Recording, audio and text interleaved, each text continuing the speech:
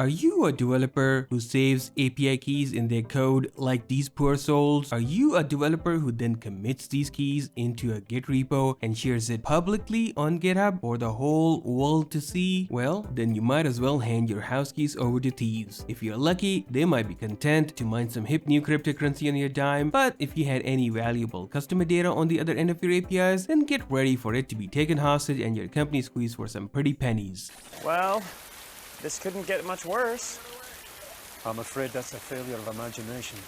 And don't forget, every time you push a commit, your teammates have to reset any hard-coded credentials from their code before they can pull down your changes. Otherwise, they will have to deal with merge conflicts. And if they also decide to commit and push their hard-coded version of credentials, then you deserve each other. But things don't have to be this bad. Life can be better. Have you tried not using any APIs or databases in your project? Wait, you haven't? Well, there you go. Stop doing that. But if you insist on using them, then let me tell you about the best way to keep your API keys safe is to use environment variables. It can make your teammates, and your company's lives much better. Though, before we jump into writing some code to solve this problem, why don't we first explore how this simple solution actually works?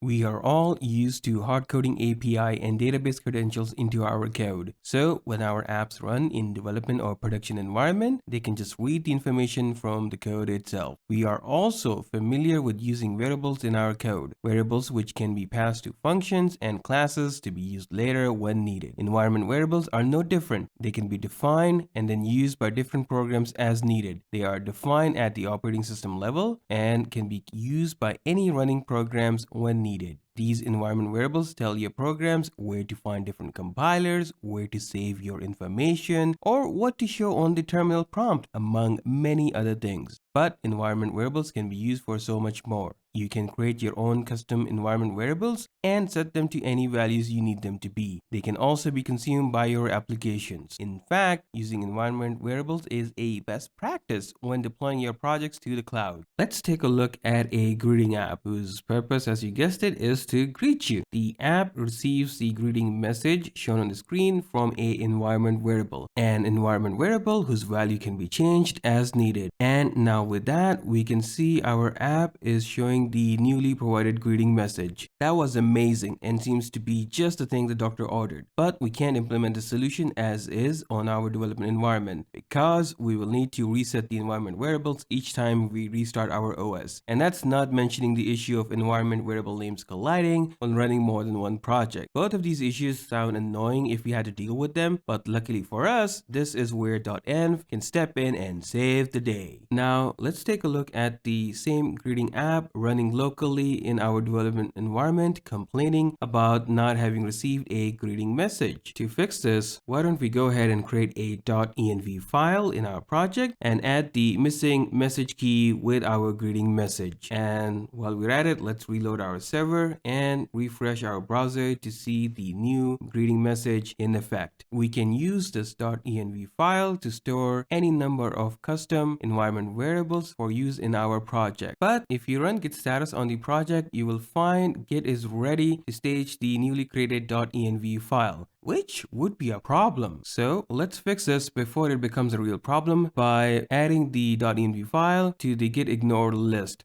making sure that the .env file never gets committed to our commit history. But we can still share a list of our environment variables with our teammates. To do this, a good practice is to create a copy of our .env file to be used as an example starter.env file for our teammates.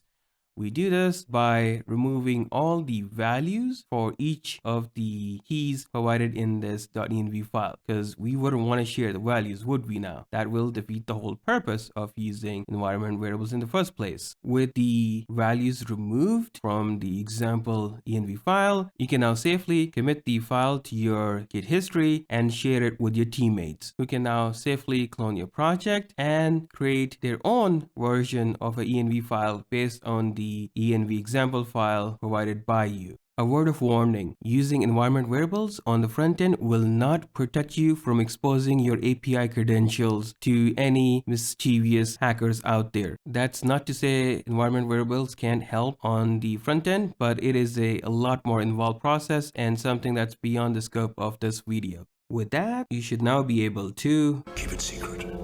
Keep it safe.